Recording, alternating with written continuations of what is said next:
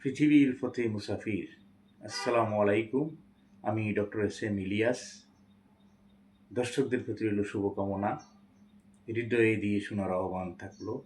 আশা করি মন গগনে সাড়া জাগবে। কিছু ভাবনায় আজকের আলোচনায় থাকছে অনন্ত প্রেমের দিকে। সত্যবাদীরা এই পৃথিবীতে আগমন ও করণীয় বিষয়ে ওয়াকেবহাল।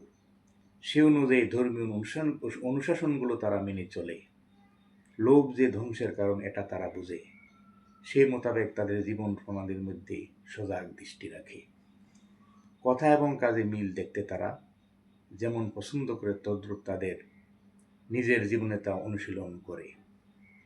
তারা পানাহার করে বাঁচার জন্য যখন যে খাবার সামনে আসে তাই তারা সন্তুষ্ট চিত্তে গ্রহণ করে। কোনো বিষয়েই অসন্তোষে লেলিহান শিকায় প্রজ্বলিত হয় না। তারা এ বিশ্বকে আবাস মনে করে না।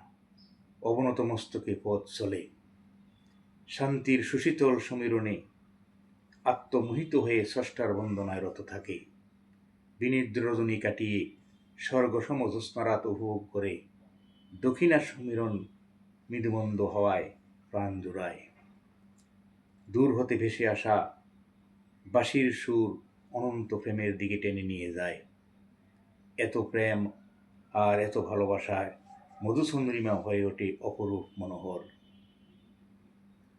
সত্যবাদীদের চিন্তা চেতনায় লুকিয়ে থাকে রহস্যময়ী ভুবন।